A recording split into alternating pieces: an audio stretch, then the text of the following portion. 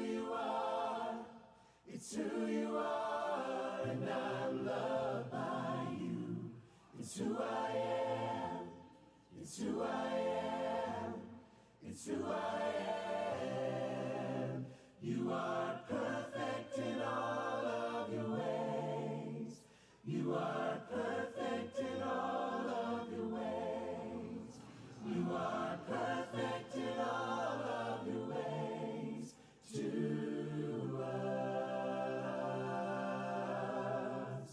You are perfect in all of your ways.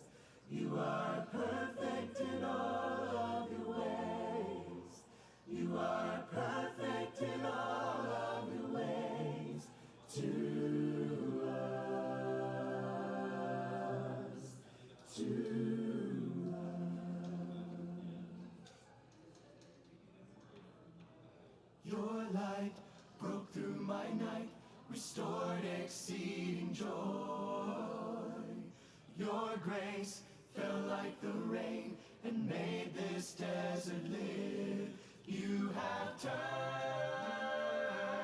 my mourning into dancing. You have turned my sorrow into joy. You have turned my mourning into dancing. You have turned my sorrow into joy. Your hand lifted me up, I stand on higher ground. Your praise rose in my heart and made this valley sing. You have turned my mourning into dancing. You have turned my sorrow into joy. You have turned my mourning into dancing. You have turned my sorrow into joy. This is how we overcome. This is how we overcome. This is how we overcome. This is how we overcome. This is how we overcome. This is how we overcome. You have turned my mourning into dancing. You have turned my sorrow into joy. You have turned my mourning into dancing. You have turned my sorrow into this is how we overcome. This is how we overcome.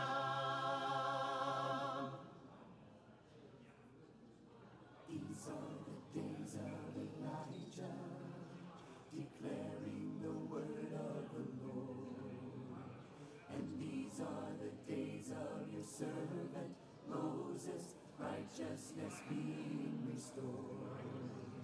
And though these are days of great trials, of famine and darkness and sword, still we are the voice in the desert, crying, prepare ye the way of the Lord. Behold, he comes, riding on the clouds, shining like the sun, at the trumpet call. So lift your voice, it's the year of Jubilee, and out of Zion's hill salvation comes. These are the days of Ezekiel, the dry bones becoming his flesh. And these are the days of your servant David, rebuilding a temple of praise. And these are the days of the harvest, the fields are as white in your world, and we are the laborers in Savior, declaring the word of the Lord. Behold, he comes, riding on the clouds, shining like the sun. At the trumpet call, so lift your voice. It's the year of Jubilee, and out of Zion's hill salvation comes. There's no God like Jehovah. There's no God like Jehovah. There's no God like Jehovah. There's no God like Jehovah. There's no God like Jehovah. There's no God like Jehovah. There's no God like Jehovah. There's no God like Jehovah. There's no God like Jehovah. There's no God like Jehovah. There's no God like Jehovah. There's no God like Jehovah. There's no God like Jehovah. There's no God like Jehovah. There's no God like Jehovah.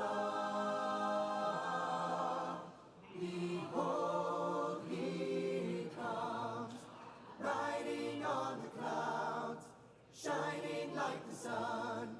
At the trumpet call, so lift your voice. It's the year of Jubilee, and out of Zion's hill salvation comes. So lift your voice. It's the year of Jubilee, and out of Zion's hill salvation comes.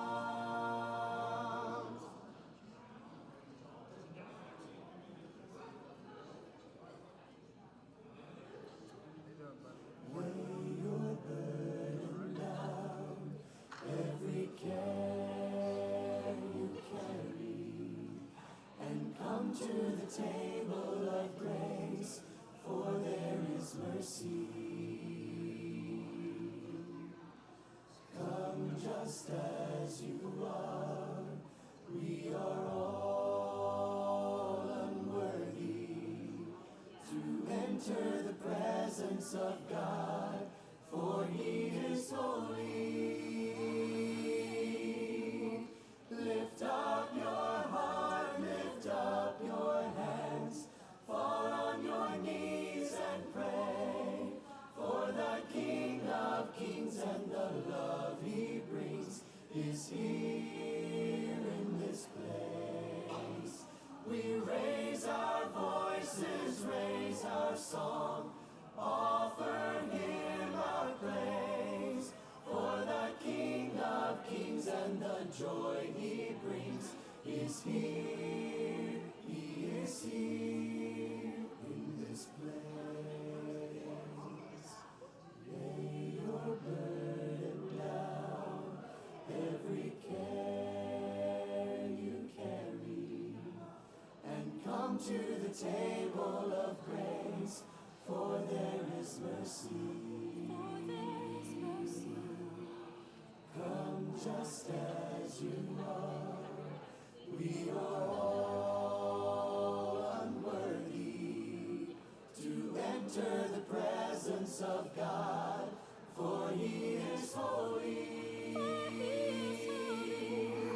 Lift up your heart, lift up your hands, fall on your knees and pray, for the King of Kings and the love he brings is here in this place. We raise our voices, raise our song, offer him our praise, for the King of Kings and the joy he brings is here, he is here. Lift up your heart, lift up your hands, fall on your knees and pray, for the King of Kings and the love he brings is here in this place.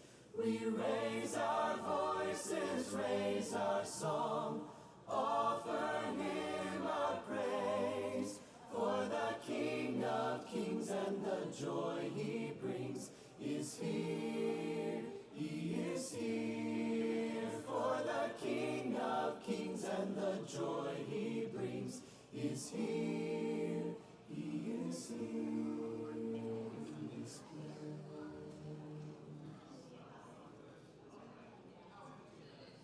Can you hear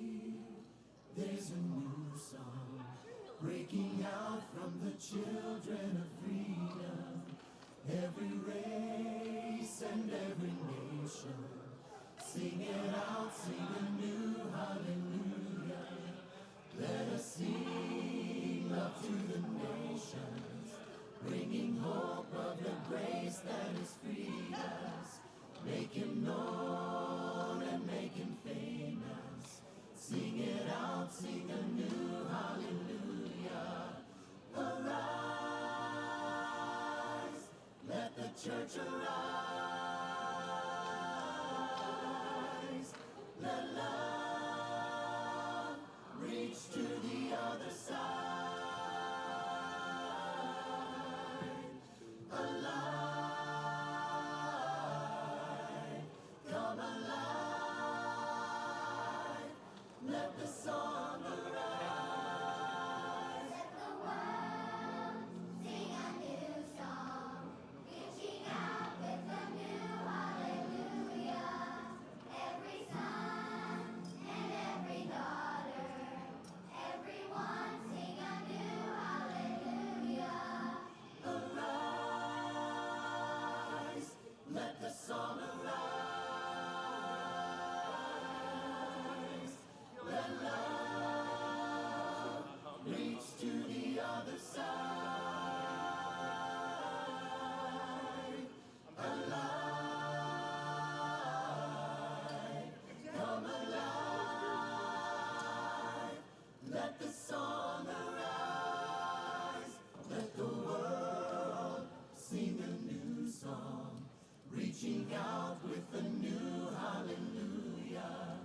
Every son and every daughter, everyone sing a new hallelujah.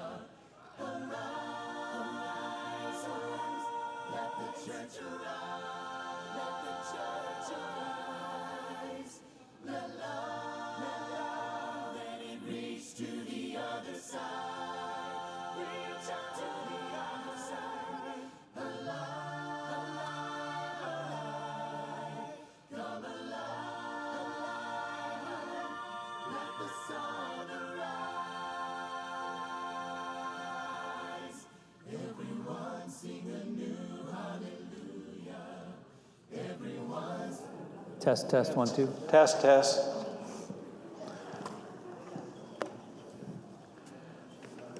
Eric, would you close the doors as you come in? Thank you, sir. Please.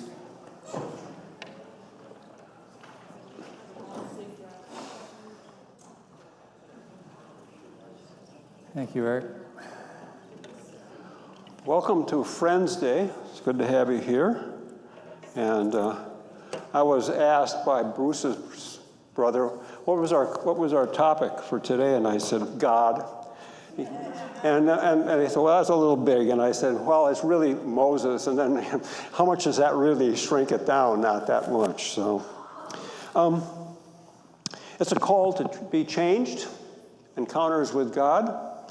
And the class is we focus on individuals or several individuals, but really what we're looking toward is how God changes people. So today we're going to deal with Moses, but it's really not a study of Moses as much as it's a study of God and how he changes Moses and develops him. And the whole idea is not just an intellectual exercise, it's for us to look at that and then see how God changes us and has changed us and how he is currently changing us. And so that's kind of the premise for the class. We've got 30-some slides today, like normal, so we'll move on. Today, a changed Moses becomes God's leader in the Exodus and conveyor of the law. I mean, Moses is a big guy. Moses' life is easily broken into 40-year increments, roughly 40 years. A doomed baby becomes a privileged and educated Egyptian in Pharaoh's household. A 40-year runaway becomes a Midian shepherd. Ready to retire? He was called by God through the burning bush experience. 48 years later, he is the leader of the Exodus. He conveys God's law to the people and learns to take responsibility for the people he leads. When you consider Moses, what things come to mind?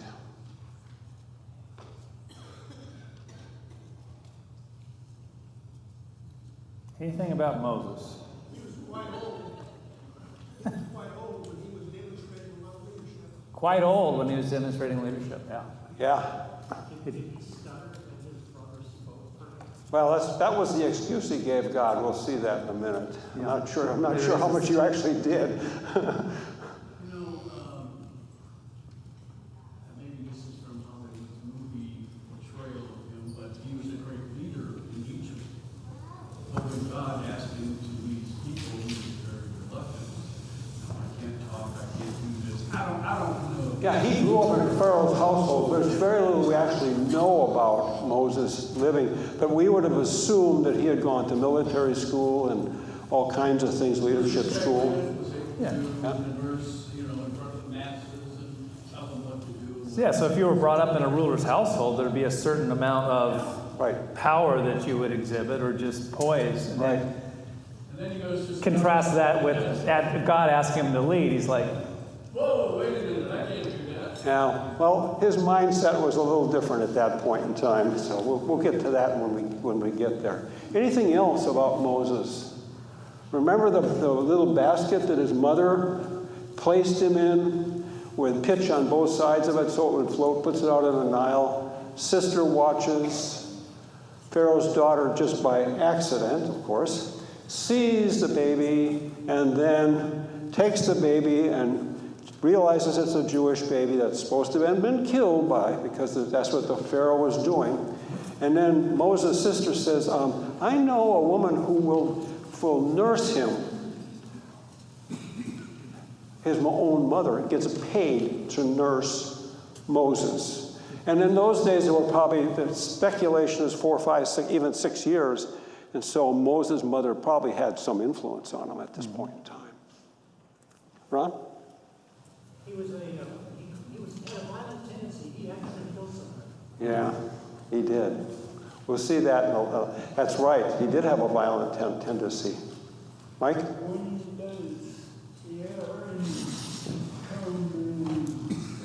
Where does what? when does Aaron come in?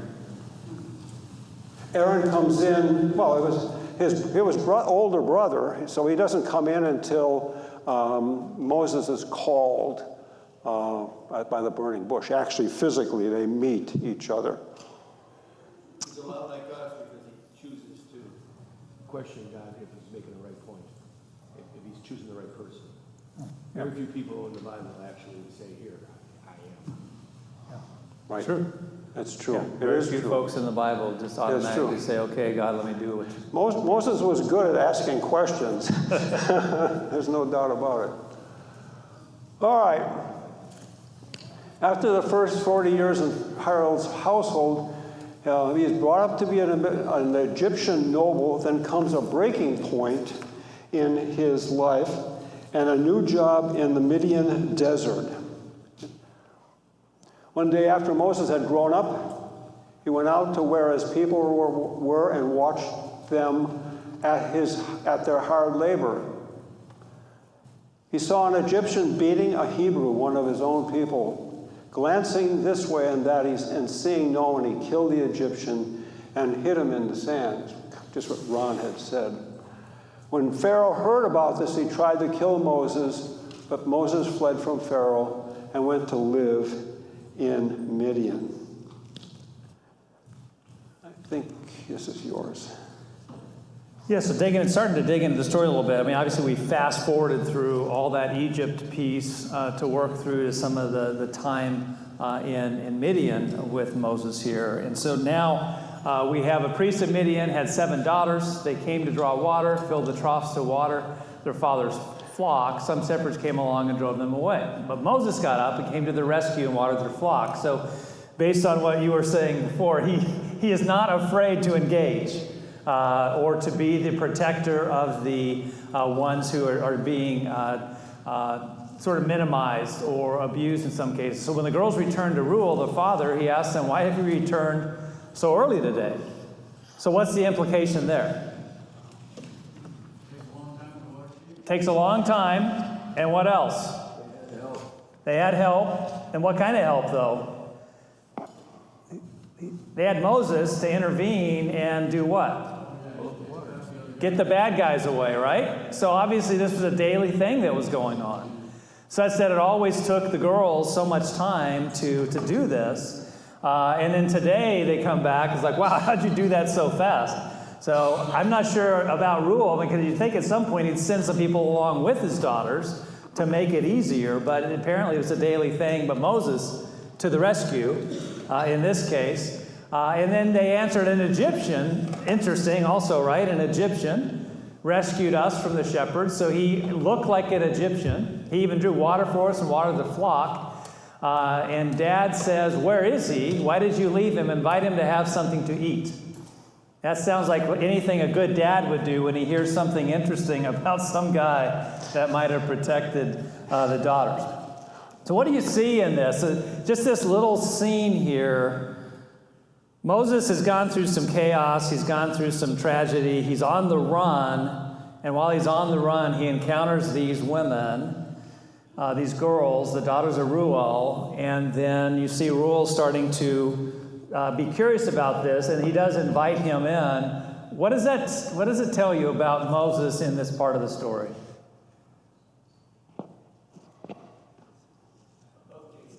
What's that? I was just going to say, both these cases, he's seeing some injustice. Okay. So he's seeing some injustice and acting upon it. Randy? I was going to say that he seems like a take charge kind of person. To take charge person? Stepped up the rest of the days and helped him out. Yeah. What else?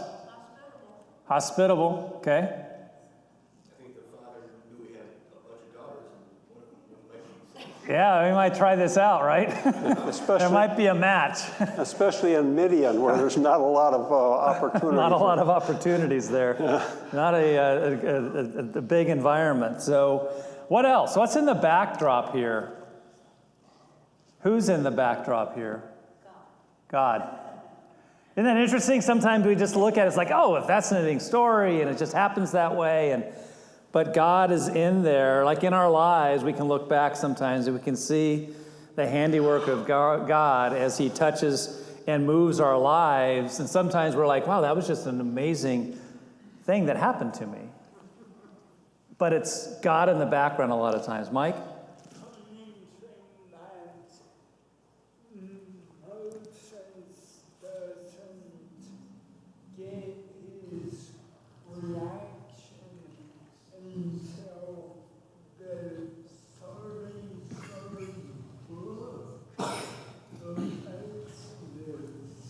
Yes, you don't get his full reaction until the 33rd book of Exodus.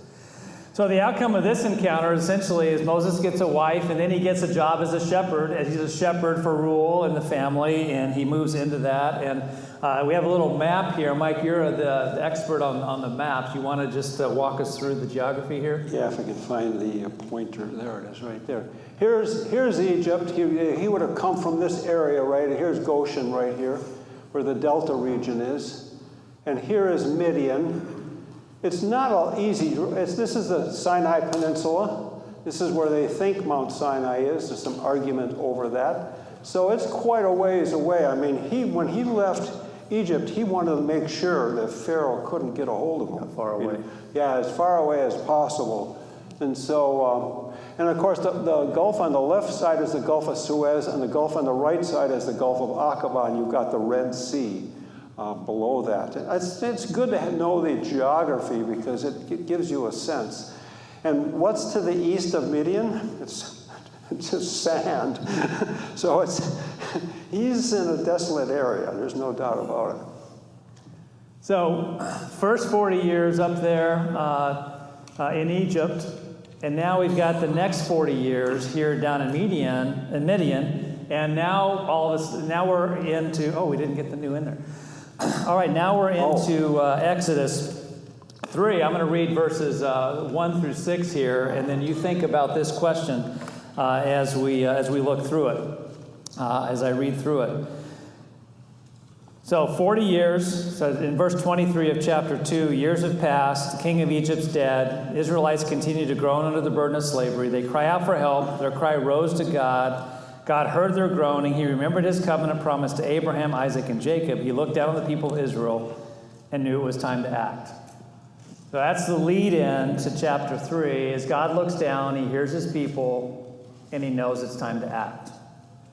So now he goes all the way out into the Midian desert here and finds Moses. He says, one day Moses was tending the flock of his father-in-law Jethro, the priest of Midian. He led the flock far into the wilderness and came to Sinai, the mountain of God. There the angel of the Lord appeared to him in a blazing fire from the middle of a bush. Moses stared in amazement. Though the bush was engulfed in flames, it didn't burn up. This is amazing, Moses said to himself. Why isn't this bush burning up? I must go and see it. When the Lord saw Moses coming to take a closer look, God called to him from the middle of the bush, Moses, Moses, here I am, Moses replied. That's interesting, here I am, Moses replied.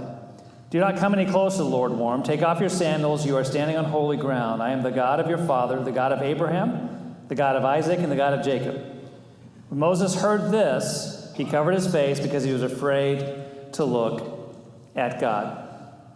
And so we see this scene here, and 40 years of this routine of tending sheep, of tending the flocks, and taking care of all the flocks of his father-in-law, who was also the priest of Midian. And now he has this encounter here. It's an encounter we know of, and we're very familiar if you've seen any movies or you've read through the Bible much or gone to children's classes. It's a very big story. But as you think about maybe yourself in a similar situation, and think about Moses and 40 years of routine, 40 years of sort of nothing going on except the day-to-day life, and now all of a sudden this gigantic encounter with the burning bush and with God speaking to you. So if you're Moses, what are your thoughts? What are your reactions to this moment?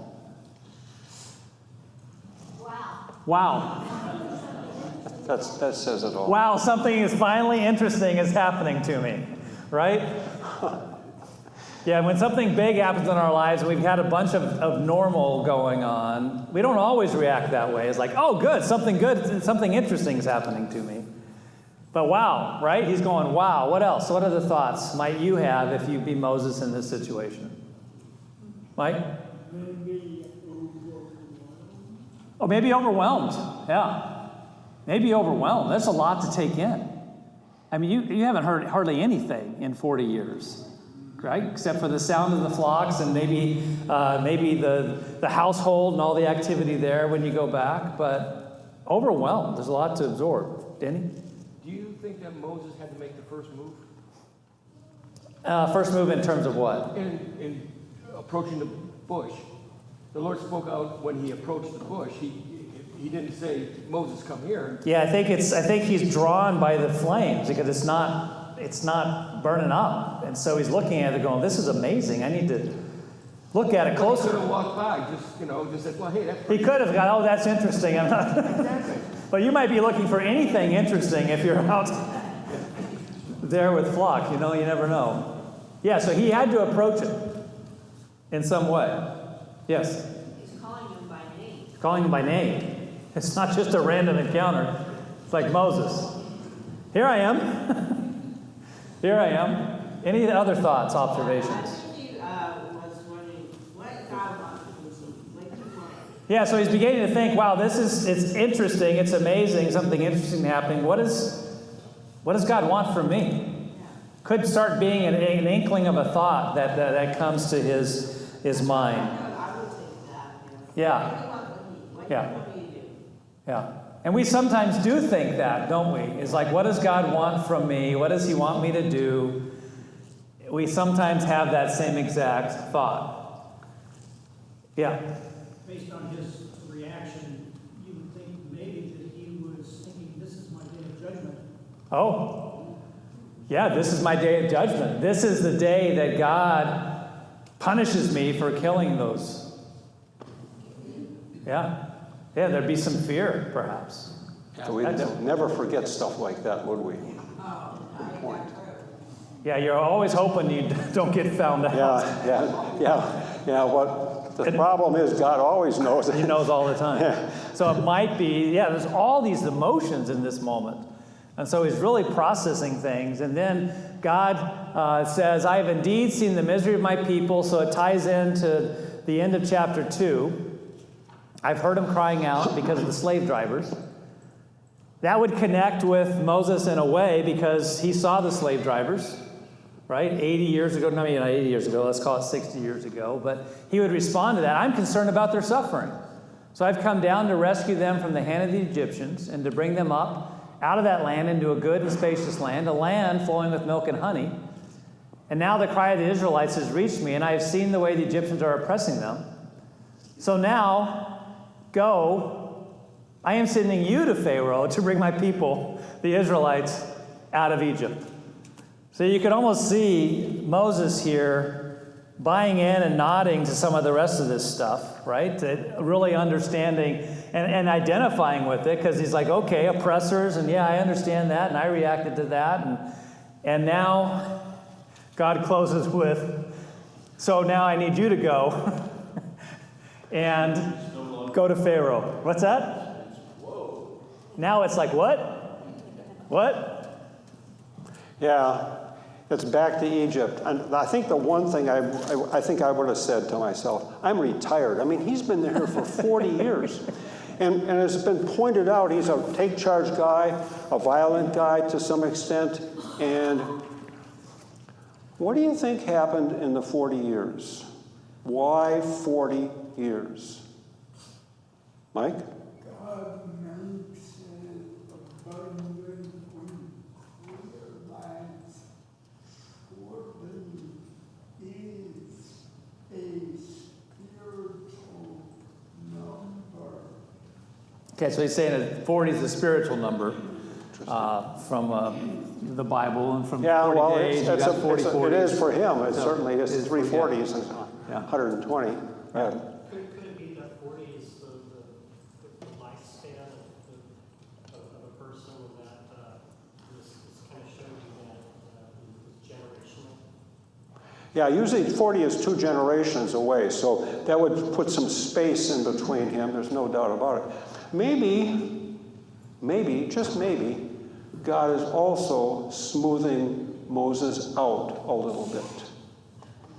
I mean, think about what you do in your work or in your life or as a Christian or whatever. Could you, and I can say this with most of this group, could you, where were you 40 years ago? Some of you were just teenagers or whatever.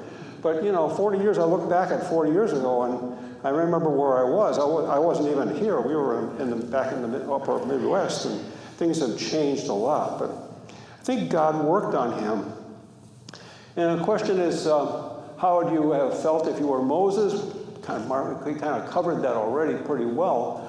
But have you ever been given a new assignment by God? Think about it. I never thought in a million years I would wind up out here. We've been here 36 years, almost 37 years. New assignment, I guess. Certainly been a lot of challenges in the last 36. What else, have you ever been given a new assignment?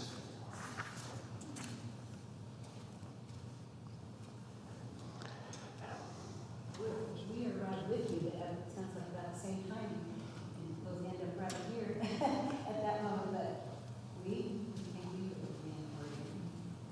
And to stay in California, we had people yell at us when we came up to visit friends a few years earlier, go home, California. Yeah. Because our motorhome had a license, a California license plate. It was like, okay, so Australians live there, but we aren't gonna move up there. Yeah. And I had other ideas, because that was where the job was that he had for Jerry, so.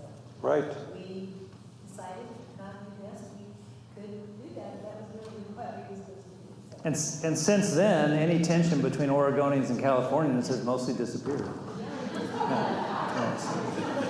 Yeah, so much better now. Yeah, I had people telling me that I jumped when I took the job out here. I said, "You moved too quickly, Mike." And I think I thought that for the first few years, actually. But as it worked out, it's been unbelievable. I really enjoyed it. And all right, anything else? Ron, no. Oh, Ron. Well, I think we think about getting an assignment from God as being something that is life altering. I think we're missing the smaller pictures too. That a smile, a gesture, a ride given, a comment shared, something positive that you've done for somebody else. That also can be Right. Right. It is, sometimes the small things are more significant than the big things. That's well said. I appreciate that very much. Yeah, it may not be freeing people from something. It might just be, I need you to be kinder to the people around you. You get it, and then you begin to change and think, I've got to do this. Maybe the 40 years helped Moses be more kinder to people. Oh, At least the sheep. Mickey is still rough. Cindy? When you're out with the sheep, you have plenty of time to think. And so he's had 40 years to think while he's out there with these sheep. So he's been out there with his. Yeah, right. There's no doubt about it. 40 years while at the sheep in the desert. Denny? Well, he was royalty. So, basically what he said went. He was a prince. And, it takes a long time for people to change their spots. He must have been a fighter, or at least know the arts, because he chased the guys away from the. Yeah. And shepherds don't take no for an answer. I wouldn't think they're just Right. ruffians. So he dispatched them without a problem. So I think it took them 40 years to kind of take out all the Egyptian out of them. Right. Good point. Excellent point. Any other? Oh, I saw a hand there. Okay. All right. Now, I've got the bracketed in blue numbers. These are the excuses that Moses gave God when God called So him. any guesses on, Mike has it here, but how many excuses do you think Moses put up in terms of what? How many? 10. 10? Okay, not 10. 5, yeah. Yeah. Most theologians... But still, 5. Most theologians will say 4, but I think it's 5. Mike's version is 5. Yeah, right, my version. But Moses said to God, "Who am I that I should go to Pharaoh and bring the Israelites out of Egypt?" And God said, "I will be with you, and this will be the sign to you that it is I who sent you. When you have brought the people out of Egypt, you will worship God on this mountain." Number 2, Moses said to God, "Suppose I go to the Israelites and say to them," so he's worried about the Israelites, supposedly, not Pharaoh. "Say to them, God, the God of your fathers has sent me," and they ask me, "What is his name?" And they've been there for almost 430 years at this point in time. "And then what shall I tell them?" And God says to Moses, "I am who I am. This is what you are to say to the Israelites. I am has sent me to you." The concept there is the ever-present God. There's no beginning. There's no end. He's always God. Jesus, when he really wanted to irritate I don't think he did it purposely, but the Pharisees, he told them, "I am." He used that term. And because he was, or is, I am. All right. Excuse number 3. What if they do not believe me or listen to me and say the Lord did not appear to you? Then God gives Moses a staff that can become a snake and then return to being a staff, and the power to change skin to leprous, and to heal it, also the power to change water to blood and back to blood. Moses said, in verse 10, Moses said to the Lord, "O Lord, I have never been eloquent, never in the past, nor since you have spoken to your servant. I am slow of speech and tongue." And then on right after that, it's the same thing, except Moses says, "Oh, please, Lord, send someone else." Now, you've got to understand the next verse. You can understand God's response at this point in time. Then the Lord's anger burned against Moses and said, "What about your brother Aaron, the Levite? He is already on his way to meet you, and his heart will be glad when he sees you." I mean, any more excuses? I don't think so. Well, it's interesting too because it implies pretty specifically that God's already had some sort of encounter with Aaron as well, and is moving him towards Moses. Yep, that's a great point. When God decides that you are the very one to do something, then you will do it. I mean, it doesn't all the excuses in the world. You know, Queen Esther thought, well, Mordecai had said, you know, maybe if you don't do it, somebody else will do it. And that may have been the case. But it seems to me as though Esther was also one of those that was called to, and that was, you know, it was going to be that no matter what. And so I think this is something that we need to consider in our own lives. And, you know, the question is, has it ever happened to you? You know, I don't know how many people are here, 50, 60 people, whatever it is. 50, 60 opportunities to deal with people, to help people, to encourage people, to whatever. Today's Visitor Day. There's a lot of people. You are the only person who can help bring somebody to Christ. And it may be, as Ron said, a kind word or something. It doesn't have to be an all eloquent speech or anything like this. But when God calls us to be changed and to help others be changed. And so, you know, I think that all of us have responsibilities and things like that only we can do. And God realizes that. And Moses was going to be the guy. 80 years developed, right? 80 years. He's 80 years. I'm not 80 years old. I'm only a couple of years away from it, roughly. And I just can't imagine starting over again at 80. All right.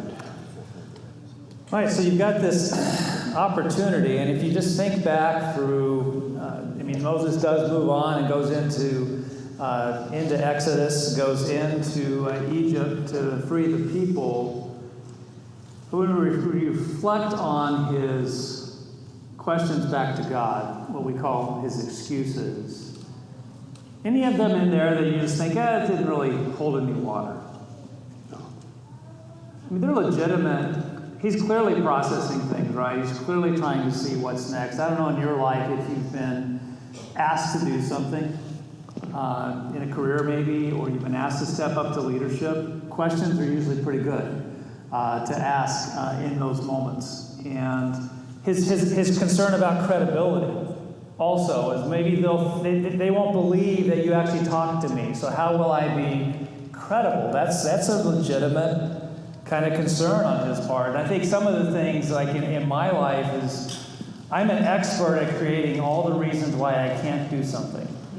And maybe none of you have that specific talent that's been given to you by God, but I can find all the reasons why not to do something. But I need to spend more time on reasons why perhaps I could do those things, or why perhaps God is moving me in those directions. And so that would be my consideration to pass on to you, is just thinking through, spending more time on how might this work, how might God work in me, versus like I can't do this or that or the other. Because I think those are powerful, powerful things. Mark, God has changed you. Thank you. A lot. You've known me a while. Yeah, I know him, right. So we have troublesome times are here for an 80-year-old man, and we put that because his decision to then go with Aaron didn't mean it was easy rolling after that, did it? That was just the beginning. I mean, he went from the simple life of taking care of flocks to now saying yes to God. And so they sometimes think, hey, I'm going to say yes to God, and it's all going to be smooth from here. In Moses' case, not smooth, right? It took, if you remember, and you do, It took them 9 plagues, and they still failed to get Pharaoh to let God's people go. Some of that is God hardening Pharaoh's heart.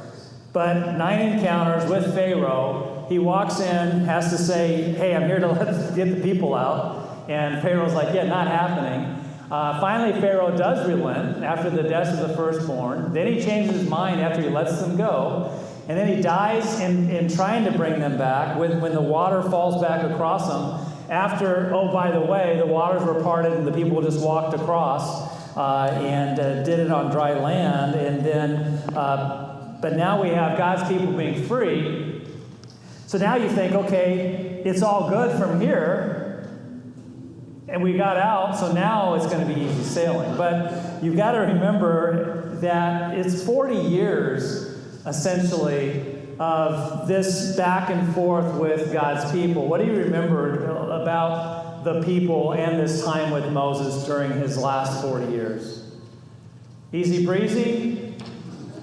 Contentious? Yeah. So I struggle with this because I think our definition of slavery now is different than then. And if I remember right, the slaves back then, they had property. They had gold and silver, and during the Exodus, they brought all of that with them. And so it's like, well, how would they suffer if they had their own property? And I think maybe it had more to do with they had jobs that they didn't want to do. And so that maybe menial jobs, or they were uninspired. Well, I mean, there may be some of that, but I wouldn't think that if we went and interpreted, hey, slavery then wasn't all that bad, and it was actually pretty good. I think we'd be missing the point that they were being held in captivity. They couldn't leave if they wanted to. They were oppressed. And yes, they had some wealth, but if you remember some of the subtext of the whole back and forth, what kept happening every time that they were oppressed? What did God do for the people? He continued to enrich them. He continued to make it better for them. He would oppress them, and they would say, do more work, and then good things kept happening. Yeah. Right? In Genesis, it was predicted that they would be there for 400 years-ish, and that they would leave with wealth from their captives. And that's how they got rich.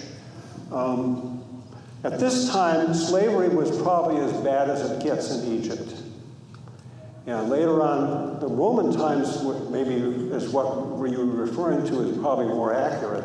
That happened. There was all kinds of different kinds of slaves, indentured servitudes and things like that. But at this point in time, if you think back to Joseph in Egypt and things like that, you know that slavery was pretty rough. They were down to making bricks, and Pharaoh got mad at them and says, not only are you going to make the bricks, you're going to get the stubble for it too. I mean, he was really rotten to them. He really caused a lot of problems in that. How many did they take out of Egypt? How many what? How many Israelites left Egypt? I don't remember. Exodus 12:37 says 600,000 men, plus the women and children. 1.5 million, 2 million people. So it's like the city of Portland Yeah. going to California. No, going to Hawaii. Going on a boat. So back to this point here, though, because I think it's important. So if you go to chapter 12 of Exodus 33, all the Egyptians, so Pharaoh says, take the rest of the Israelites in verse 31, get out of here, take your flocks and herds, as you said, and be gone. So they have flocks and herds, they have some of their own. All the Egyptians then also urged the people to get out of the land as quickly as possible, for they thought we will all die. So now it says in 34, the Israelites took their bread dough before yeast was added. They wrapped their kneading boards in their cloaks, carried them on their shoulders. People of Israel did as Moses had instructed them. They asked the Egyptians for clothing and articles of silver and gold. The Lord caused the Egyptians to look favorably on the Israelites, and they gave the Israelites whatever they asked for on their way out. So this was where the wealth came from, is on the way out they asked. And then it says at the end of verse 36, they stripped the Egyptians of their wealth. So slavery was probably pretty bad, but on their way out, they did have some possessions. They had flocks, they had herds, they had boards and cloaks, and they were making their food. They had a place to live. But on top of that, as they left, God blessed them and made the Egyptians look favorably on them, and they stripped them of their wealth on the way out.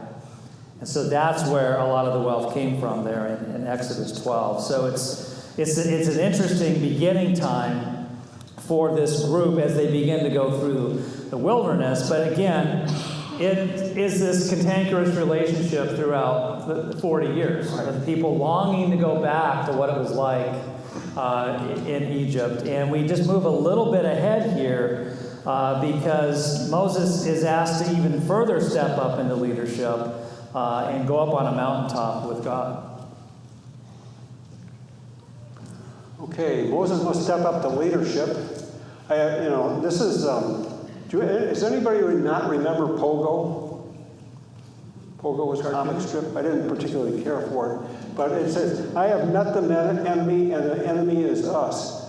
When Moses was assigned to go to Egypt, who did he think the big problem was going to be with? Yeah. With what? Well, he started out with his people, but if you think about it, it probably was Pharaoh. How was he going to convince Pharaoh? But you make a good point. But he had to convince his people, that's right, and then he had to deal with Pharaoh. And how long did that go on? 10 plagues. Years? I don't know. A long time. And I think Moses is truly thinks that he is, at this point in time when they leave, that he's past the problems. And guess what? The problems have only begun. Because, like I said, we have met the enemy, and the enemy is us, and it's his own people. The whole Israelite community set out from Elim and came to the desert of Sin, which is between Elim and Sinai, on the 15th day of the second month after they had come out of Egypt. In the desert, the whole community grumbled against Moses and Aaron. And the Israelites said to them, if only we had died by the Lord's hand in Egypt. That's interesting. And there we sat around pots of meat and ate all the food we wanted, and you have brought us out to this desert to starve this entire assembly to death. Oh, the good old days, right? Yeah, how we can filter that out so But much. there was a sense, like Chris brought up, of them feeling like, hey, we kind of had it okay as we reflect back on it. Yeah. And maybe a little bit of it is lack of memory. It filters out pretty well. Yeah. The devil you know. Huh? The devil you know. Yeah. Yeah, it's what you know. It is what. Okay, so we got Moses receives the 10 Commandments. We're running out of time here. Then the Lord said to Moses, go down because your people whom you brought out of Egypt have become corrupt. They have been quick to turn away from what I commanded them and have made themselves an idol cast in the shape of a calf. And they have bowed down to it and sacrificed to it and have said, these are your gods, O Israel, who brought you out of Egypt. So when he's up on the mountain getting the 10 Commandments and the law, they're down reveling in idolatry.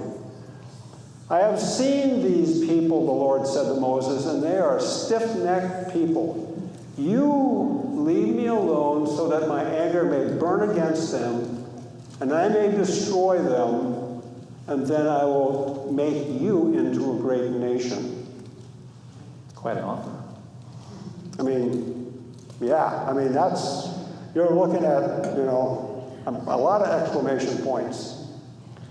When Moses sought the favor of God, we'll come back to that in a second. When Moses sought the favor of the Lord his God, O Lord, he said, why should your anger burn against your people whom you brought out of Egypt and with great power and a mighty hand? Why should the Egyptians say it was with evil intent that he brought them out, to kill them in the mountains, to wipe them off the face of the earth? Turn from your fierce anger, relent, and do not bring disaster on this people. Remember your servants. These guys are kind of quoting scripture to God at this point. It's really interesting. Yeah.